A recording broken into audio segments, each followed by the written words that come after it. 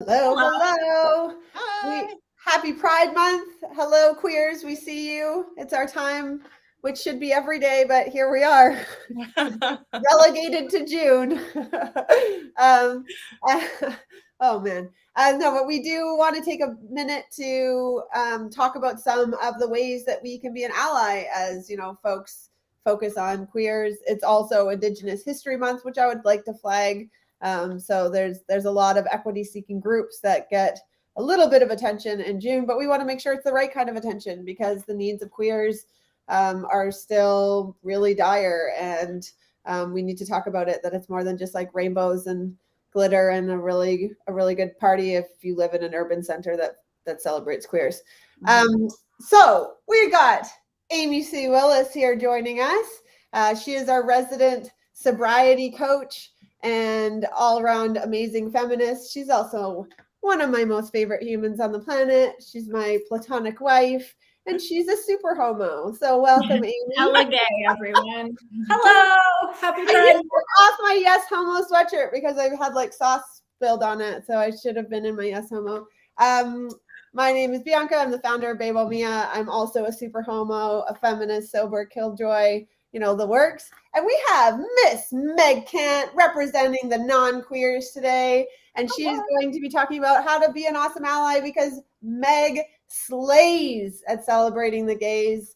We just adore her. She truly creates a safe space. She creates it within her family. She creates it within her community. She creates it within her business, and she creates it within Bebo Mia. So I think it's really, really important that you get from a non-gay some of the ways that you can do that. Yay. So, Meg, kick us off when we talk about allyship for the queers. Yeah. So first and foremost, being an ally is a verb, not a noun. So verbs, for anybody who might not remember, verbs are action items. So when we're an ally, we actually want to be putting this support into action. So it's really wonderful if we, we might post things online, we might read things, but we really do want to be an active participant in our allyship. Because as we're going to talk about today, there is so many things happening for queer folks that we might not even be fully aware of. We might not know all of the ways that they're experiencing homophobia or transphobia. And so we want to be loud and proud and really show that we love them, which brings me into there is a difference between lots of people you'll say I accept gay people. I accept queer people, but acceptance is the bare minimum. Acceptance is the bottom of the bar. Acceptance brings the idea that you could not accept it, right? And it's Amy and Bianca and I talk about this all the time. It's we're gay. There's no not accepting. We're gay, and it's great. We're here and we're queer. And so we want to move out of this idea of acceptance and move into celebration. Yes. Love it. Celebration is the idea that gay, queer, trans folks, they bring beautiful things to the world. I celebrate the shit out of Amy and Bianca and the people that they love and the people that love them, because their love, their uniqueness brings so much joy to this world. And so we need that. We need that diversity. We need the lesbians, we need the gays, we need the trans folks. We need all of these folks because they're bringing beautiful, beautiful things into this world. And so I really would love to just encourage people to move away from this acceptance and think of ways that you can celebrate. I'll tell Bianca and her fiance, Dr. Haley, all the time, how much I love their love. I'm oh my gosh, listening to you guys and hearing, and Bianca will say oh, we're gonna switch necklaces and we get to share jewelry and we get to wear different our clothes together, and there's just there's such a connection, and I think it's so beautiful, and I really want that to be celebrated because, as we're going to talk about, that's not always the case for folks, especially in their family of origins, depending where they're living in the world. Yeah. And so when you can be that person that celebrates, not just accepts, not just the bare minimum of yeah, it's fine, but fuck, I love you. This is great. You are beautiful. This love is brilliant. And thank you for bringing it to the world. It makes, from my understanding, Bianca and Amy, it makes a pretty big deal. It's a huge deal. Fucking deal. Yeah. it's accepted in lots of spaces. It's disgusting for even bigger spaces. And the reality is, like, we're still going through our life and, you know, all of those things, and typically ostracized from our families of origin, from our places of worship, from sports teams. I mean, like, we can look at the experience of any of like what's the expected for even like folks who identify as male versus folks that identify as female within sports. Like, I think there's like 5 male pro athletes that are out when we take the NFL, CFL, Major League Baseball, NBA, like in total. And we know that that's not the case, that there has to be at least, depending on the recent stats, as high as 30% of those folks are queer. But then, well, the flip side, we assume like all women athletes are gay. And so there's that plight that they're like, you know, like queers are suffering in all of these spaces. And so the more spaces that we can feel celebrated and not just like, we believe that gay people are real. We accept they exist. Yeah, we believe you exist. Yeah. It's really, really powerful. Yes. So Meg, how can folks get into that, like moving up that Riddle scale, which is a scale that people use to like talk about equity seeking groups? It was created for the gays, but it went down from like disgust all the way to celebration at the other end. And acceptance actually sits on the negative end of that spectrum. Mm-hmm. So we talk about it like gays are accepted, and like that's actually negative when we move into some of the other ways that up the scale to celebration. Mm-hmm. Yeah. So take a diversity training. So you can join us. We actually have a free workshop coming up on June 22nd from 11 to 1. We're going to be having just like how to be a great queer ally 101. It's going to be free because we really do want people to understand how to show up for their to support their and like show their queer allyship. Yeah. We really want you to have the tools. So find a training. So there's lots of options. If you want to come to ours, cool. We'd love to hang out with you. But there are other ones that are available. There is one called Right to Be, which is actually a bystander training. So where they are helping people, if they're seeing somebody experience homophobia or transphobia, ways that they can step in. Yeah. So there's lots of different opportunities to learn about this. If you do have, queer people in your life, celebrate them, and if you're not 100% sure how to do that, you can ask them. Don't ask them to like teach you about queerness or like all of those things, because that's a lot of emotional labor, but you can ask like, how do you like to be celebrated? Yes. So yeah, these are ways that we can be uplifting the folks in our lives because they bring so much magic. We really do. We really do.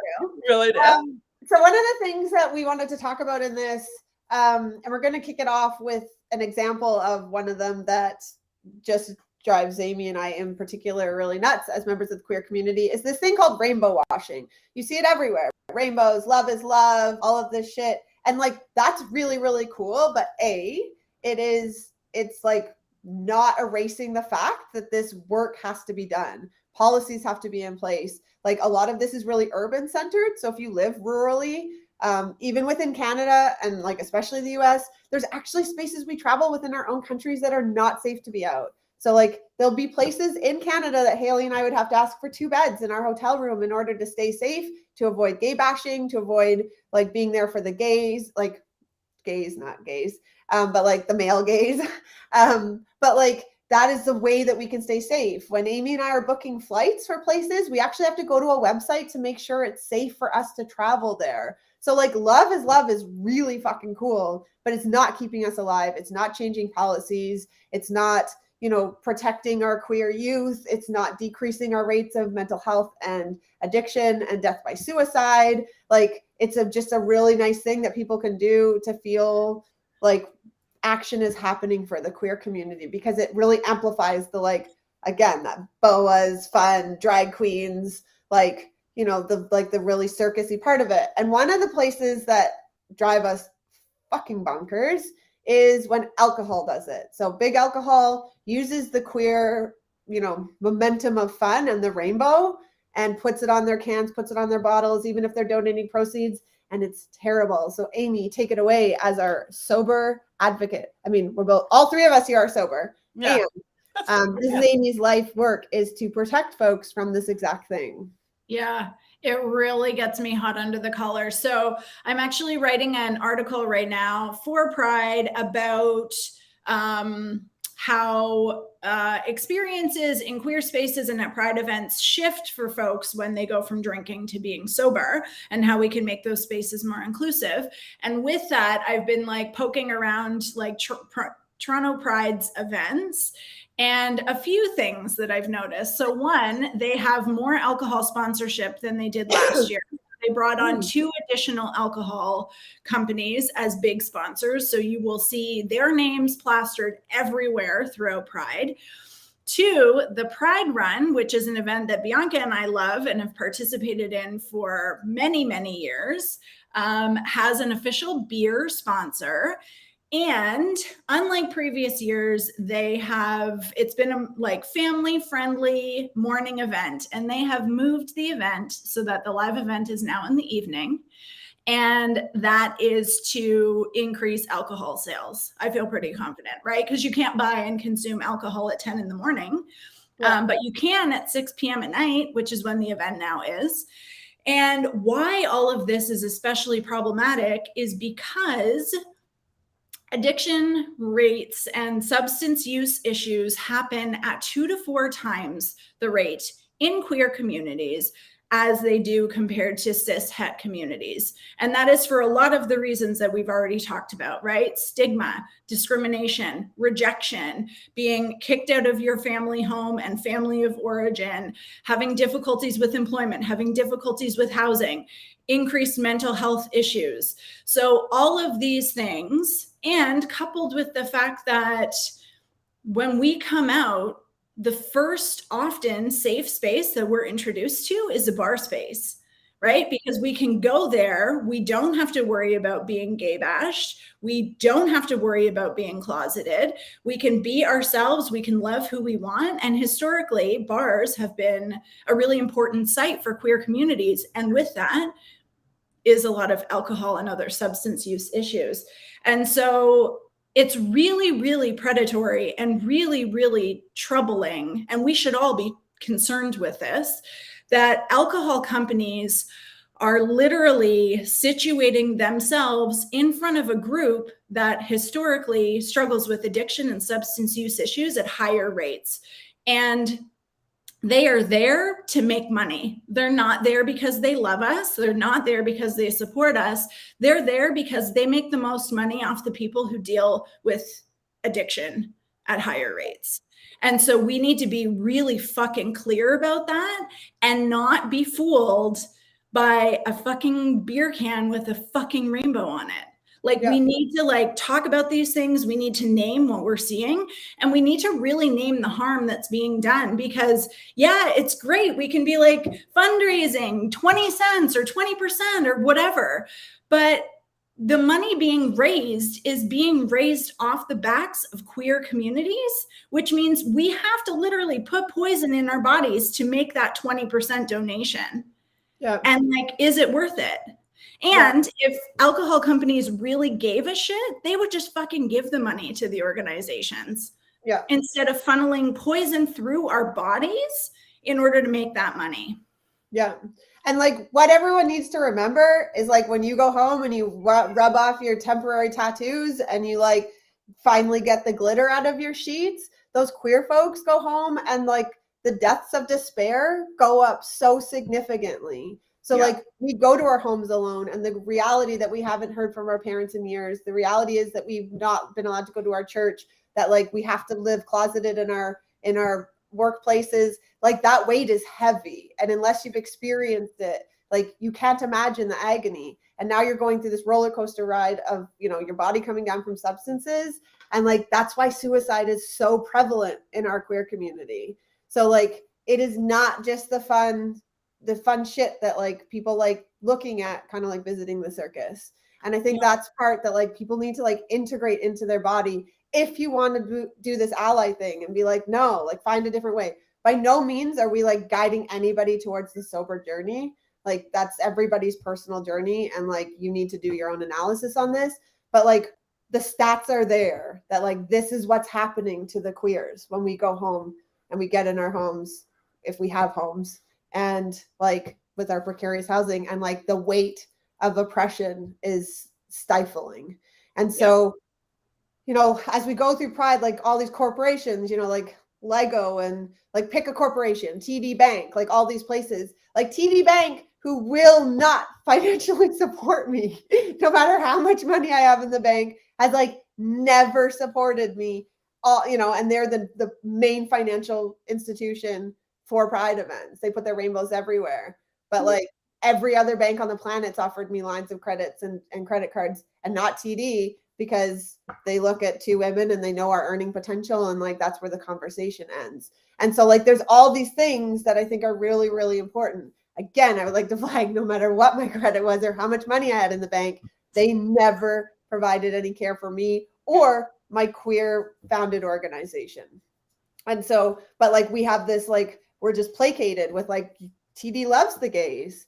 I was like, not in my experience, not in Amy's experience, not in Haley's experience, like as their clients, like you don't.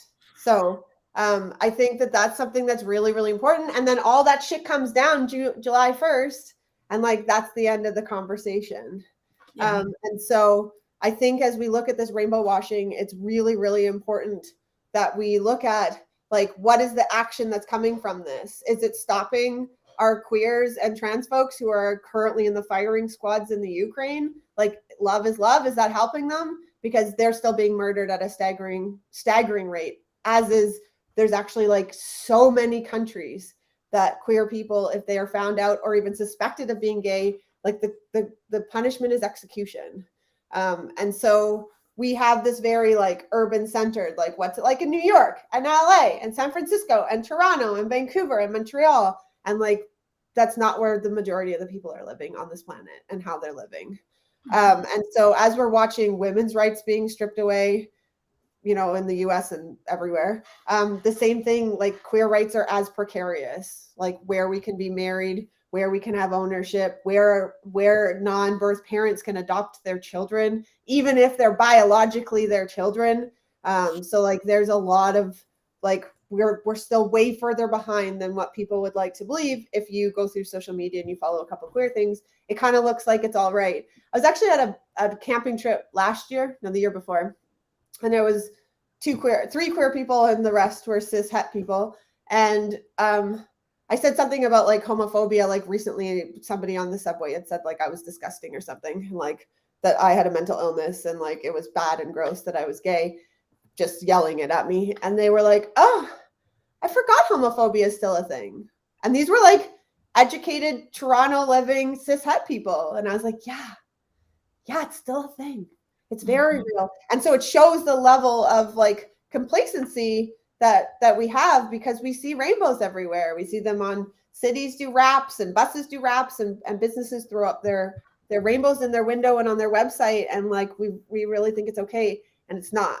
And so I think understanding the experience and like talking to queer folks. And so we have a list that our teams put together of how you can start understanding some of the experience. It's not just the fun drag queen part, but like, and you can do that by, you know, watching queer documentaries, things produced by queer folks, reading queer works, you know, following queer bloggers, and like just to like truly understand as much as you can as an ally getting that experience. And I know Meg is also, you know, as an ally, you can speak to this as the queen ally.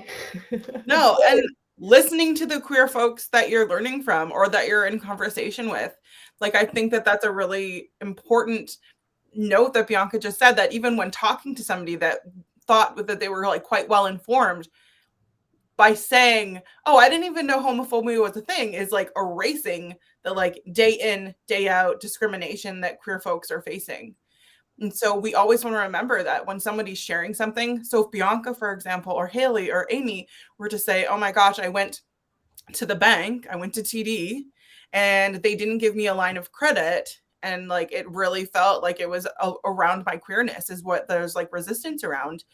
It's not for me to be like, well, maybe it was because, you know, it was like the wrong person, or maybe just like go above their head or like do all the things. What you want to like really hone in on is like, wow, that would be really hard to just like be existing as you are, who you are, loving who you love, and having resistance, like meeting resistance at so many points Yeah. That's just, as people that are, you know, cisgendered and are in heterosexual relationships, we're not experiencing that. Mm-hmm. And so it's not for us to like re-story their experience. It's for us to be like, tell me more about that. I imagine that felt really, really shitty. You know, are there things that I can do to support you around this, or even look it up? Like maybe you check out banks local to you that like actually do support queer folks, and like tell them like, hey, I looked into this and there's actually a loan here. Oh, That's a great idea. Yeah. Right. So These are good. the active steps that we can take in allyship, because the emotional labor that queer folks are doing is constant. And so if we can take even a small percentage of that emotional or educational like labor that they're doing and lift it off and like talk to people that we know or learn more things or find different organizations, and that's something that they don't have to carry. Yeah, that's awesome. Thank you, Meg. Yeah, very awesome. So we have a training, as we said, we're going to do it for free about how your business can, but like, what are some of the quick things that people could start thinking about before the 22nd around signaling that your business is safe, aside from just putting a rainbow on your homepage? Mm-hmm. Yeah. So your images speak volumes. So if you want to signal to folks that you are an ally and that your business is safe, then think about the images that you're using on your website. Do you have representation? Or is there queer folks on there? Is there different styles of families? Is it clear that this is something that you've thought about? You've been intentional when choosing the images that you're using. Same comes for when you're doing your intake forms or your contracts, making sure that you're not just assuming that somebody is cisgendered and that they're in a heterosexual relationship. So you want to use things like partner. You want to avoid saying mom, dad, woman, man. You just want to leave things open, because families are made up of all different kinds of folks and all different structures. Yeah. And so we want to really like remove the idea that there has to be like a kind of typical way. Yeah. Because also it sucks, even if you think it's just like that, like one off where, you know, one person has to say, but maybe that's the 8th time they had to do that week. Mm-hmm. You know, they don't have to do that. That signals to them that you actually do, you know, perform your, like, not perform, active, like you're active in your allyship. Yeah. You also, if you know somebody that is queer that is providing a service similar to you, refer to them. If you have a client that is like seeking out like queer like support for their pregnancy, and you know that there's an amazing queer birth worker, refer. They're going to intimately understand the needs, you know, wants, experiences for queer clients. So that's a really loving action that you can do. So like be, you know, like supporting everyone in their experience through that. Yeah, for sure. And can I just add something? The language is great. The images are great. If you must put a rainbow on, fine. And back all that up with like a deep understanding and a deep respect for who you are attracting to your business. Because if I were to approach somebody who seemed to have like a very diverse and welcoming business, and then I get to talking to them and like, it's all smoke and mirrors, I would feel tricked. So just be like mindful, and you don't have to support every different type of person out there in your business. But if you're going to do it, really do it, and do it authentically, like through and through. Mm-hmm. Yeah. And like Meg said, for any equity seeking group, if there's a practitioner that's like a great practitioner in your community that is from that member, so like you might really want to support plus size folks. I know like it's one of my missions. And if Meg and I lived closer, I'd be like, actually, like Meg would understand some of the needs as you go through the medical system. I know them, but I don't know them. Mm-hmm. And so Meg is a fat practitioner supporting fat birthers. Mm-hmm. And so I'd be like, Meg, like, I get it. And like, if we clicked, cool. But like, I would like to flag that, you know, Meg has created all of her forms, has all of the understanding, and would be a really, really great person to support you. And it would be the same for racialized, the same for folks living with disabilities. Like, make sure that practitioners who are actually specializing it and who potentially have the lived experience, that's like first and foremost. And make sure when you're asking questions of your queer clients that you have a very clear reason why you're asking that. Otherwise, it can feel like, you're just really curious. And I get that. I'm from the queer community, and sometimes I'm like, there's 5 people in the room, all as the parents. What happened here? Like, we're nosy. We love that shit. Like, I get it. I super get it. I watch people looking at us being like, where did that kid come from? What does sex look like? What are the roles? Because we only have this het norm, idea of family rearing and family creation. But like, ask questions and then say why you're asking that question. So, like, is this other child, like, were you the birth parent? Because then it would change your care as a multip versus a primip. And like, that's the question. Versus like, where did this other kid come from? Because it's always really mysterious when you have queer, modern families. Like, what is happening here? But like, your curiosity is not a good enough reason to ask very personal questions of like, where genetic material came from, who's that, why are they that, where did other children come from? It's none of your business unless there's a clear reason for care that you need to ask. And we'll be talking more about that in our June 22nd free workshop. Okay, so go Meg. All right, I just wanted to note something too. And I know we talked about it in the right to be, like when we talked about that resource for you, but also just shutting down homophobic comments. Like, even especially if there are no queer folks around, like an active step that you can take as an ally is to shut it down. Like, my husband works in like a really male dominated field, and he will hear people say like, oh, that's so gay. And he'll be like, actually, this has nothing to do with somebody's sexual orientation. Yeah. And so like, not bad. Pardon?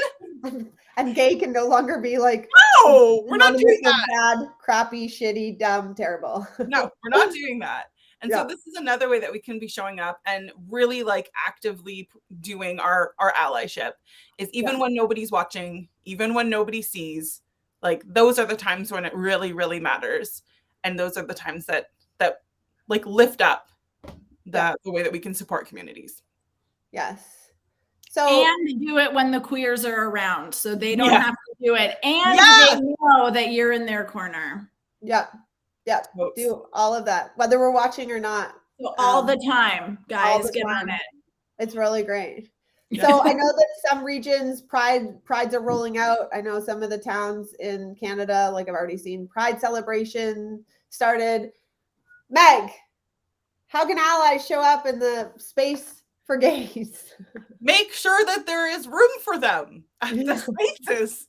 So if there is something happening and there is like a set number of folks and there are other people in the queer community that are not able to attend because non-queer folks are taking up that space, make that space. Maybe you offer them your spot. Maybe you ask the people that you're with, let's leave them this space so they can go, because like, queer people need a self-segregated space. They need to have community and connection. And like, when we're taking over that space, then we're really kind of missing the point of what Pride is supposed to be, and bolstering that community and sense of connection. And this might be the only place that somebody can be out. This is the only, like, they might not be able to be out at their job, at their like place of worship within their family. And so this might be like a really brief experience where they get to like truly like live in their body and be who they are. So if we can imagine like not getting to do that day in, day out, it's even more powerful of how it would be to be in that space. When you get your like 1 day or 2 days that they can do it, and then like you stand in line for 3 hours because there's a bunch of people that like love the party of Pride, it super sucks for the gays. Sucks. Like, go there and show up and be supportive, but like, do it really mindfully and like figure out why you're there. Yeah. Because being there and being shitty to queer folks is not allyship. Yeah. No. Yeah. Nope. Totally. For sure. And I found that Pride, like locally where I live, like I've gone to Pride with friends and explaining to like family and friends of mine when they ask like, well, why are you going to Pride? You're not gay. And I'm like, oh, we're just missing so much here. And you can actually use that as an opportunity to start a dialogue around it. Like, oh, that's really interesting that you think that. Actually, Pride is a way to support the queer community and really uplift them and, you know, show our support. It's not solely for folks that are queer. Yeah. So like, this is a good entry spot. June is a great time to be having conversations, to having discussion with family and friends, and really just helping to, like, the queers are fucking awesome. So just like love and celebrate the shit out of them. Yeah. We're fully formed real people. Like, get our dry cleaning, get PAPs, change the oil in our car. Like real things. but like Meg said, it feels really awesome when allies come and they keep the space safe. They almost act like a buffer, because lots of people also like to come down to Pride to like gay bash and do terrible things. Hence, we have a ton of police presence. But like, it's not the time for straights to come act a fool or like watch or like, you know, take up the space in like a really, like, I hate getting bumped and stepped on by like people. I'm like, this isn't for you. And that's just the rant of the gay people. But like, it does feel really awesome when the bridges, being like Meg and other folks that are very active in supporting the queer community, that they do come and like, you know, witness and cheer and wave shit and, you know, donate money to causes like in Toronto, the 519 or the Trans Youth Hotline, or, you know, run to fundraise for the whoever, I don't know who the beneficiary is of the run this year. I didn't even look, but some other queer thing. And so that's like, it's a really, really important role. So there's a need. Yeah, man. I had one other thing that I wanted to note is like, celebrate the milestones for the queer folks in your life. So if, you know, for Bianca and Haley, like for their anniversary, I'll make sure to go out of my way because I know that they might not be having that celebration from other places. And also I love their love. You know, like if you know somebody, like the day that they came out to their family, that was probably like a really impactful day for them. If you know that, then shoot them a text and just be like, happy coming out day. Yeah. You know, on June 1st, message everybody and say, happy Pride, I love you. Yeah. You know, like these are ways that we can just really be showing up and really just loving up on them. I got my June 1st early morning happy Pride homo from that guy.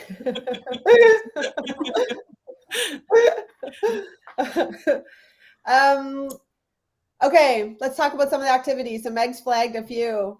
Amy, how else can allies get involved? What would we love to see in our dreams? More gay people, but that's a side salad. Yeah, so I mean, in Ontario, we just had an election, and I don't know about y'all, but I really like to know that my elected officials support me and my humanity and my rights as a queer person. I am very lucky. I live in an area where my MPP is a Black lesbian with a PhD. So I'm like, she's got it covered, you know, but like, really look into how your elected officials support and show up for the queer community in intangible, like real, meaningful ways, right? Yeah. That is really important because like that is the stuff. Obviously, policy isn't the only thing that governs our lives, but that's where a real impact can be had. And so you want to pay attention to like who actually supports queer communities and throw your support behind them because they are supporting the people that you say that you love. And that really, really matters. That felt very heavy last week when I saw the sea of blue sweep through, and just in for folks to us, the south of us, we don't want that. It would be, it's like the red for y'all. But to watch that happen, and to see like that was a very, very big provincial statement to me. That this is somebody who does not support the queers, strips back rights, strips back trans rights, like it's very outwardly like not for anything to do with our humanity and celebration. And that was very loud. I felt like deeply sad because both for women, children, and queers, like it was a statement that the very big majority of folks who voted. So I also want to flag, like, get out and vote, because we had less than 40% voter turnout for our province. that I was like, that's a statement that like we cared more about male union jobs and highways than we did about humanity and social programs and, you know, equity seeking groups. And that sucks. It felt like Trump winning. We essentially had Trump win in our province. And so both like in the US and in Canada, I look at it and I was like, come on, we come in massive numbers if we combine the queer community and folks who say that they love the queer community. So what else can Yeah. So if you have the means, make a donation to a queer organization or volunteer with a queer organization. Maybe you're not rich in money, maybe you're more rich in time. So like go and actually, you know, put your money where your mouth is, or put your time where your mouth is, and go actually like show up and do something that tangibly has an impact that is supportive of the queer community.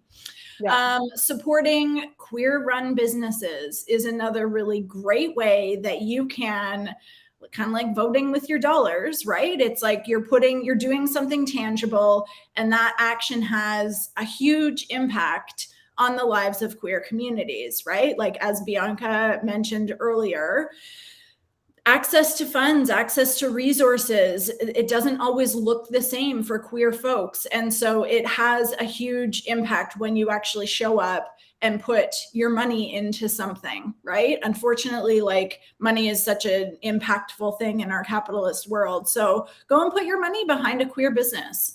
It makes a huge difference. And there are lots of queers doing really cool shit in business. So go find them and support them. And with that, share their work, amplify their work, but also couple that with action, right? Like, let's not, comfort ourselves by thinking that we're doing something amazing by just like resharing a thing on Instagram and then never doing anything else, right? So yeah, share and amplify, but actually do something tangible that has an impact as well. And those things really need to be like coupled together. Yeah, that's what I have to say. I love it. There's really great organizations. Please look into them. Such ones as I want to flag the Rainbow Railroad right now because they're doing really amazing work. They're very tied up with still protecting the Syrian queer community and getting them to safe spaces. But with funds, they're going to be able to get some of the queer and trans Ukrainians safely out of the Ukraine. And I want everyone like take a minute. So while we're doing our boas and our glitter, like currently our queer community in the Ukraine is every day being rounded up and executed. And like, so the Rainbow Railroad raises funds to protect and get people safely into other countries where they will be protected and their rights will be, you know, they will be seen as a human, whole and complete and perfect and well, and worth celebrating and protecting. So there's lots of spaces. Make sure you just do a little bit of research into who you're donating to and make sure that they're, it's sending money directly to the populations that need our support, especially within the trans community. I want to flag for trans women that they are the most vulnerable in our community, and they are, you know, murdered and like terrible things are happening to trans women, and like also really wonderful things need to be like amplified and celebrated. So we don't always just focus on like the bleak terribleness, so we can protect our most vulnerable, which are, you know, some of our QT BIPOC, our two-spirited folks. There's a chance this month we're going to be posting some really awesome work of our Indigenous two-spirited folks, and like, you know, really understanding the tapestry and the framework of the lived experience of the people that you share your nation with. I think it's really very helpful. So we want to flag for everybody that you have a safe and happy Pride, for the queers, that you find your place, that you can be seen, safe, and celebrated. I think it's really great. It's a nice little like balm for our hearts, because a lot of the time we have to be very vigilant about how we move through space and who knows, and, you know, all of those things. If you have questions, you can put them in the chat below. Meg is an amazing ally. Every single one of the Bebo babes who are from the cishet community are like incredible allies, and they're always here to jump on a call to say like, you know, this is how we do it. I know this part's confusing, because it's just like a lack of information that leaves a lot of unknowns, and humans, we really like to know. So we will support you even further on June 22nd. If you want to drop a chat and say you're in, we'll make sure we'll get you the information right to your inbox. But otherwise, you'll be able to find it on our social media, on our website. We'll have that link going up shortly. Thank you, Meg, for joining us. Thank you, Amy, for joining us. Thank you, everybody who watched this and you care about showing up as an ally. That means so much to all of us and getting to that place of celebration. And again, safe and happy Pride to y'all. Yeah, thank you. Love you. Bye.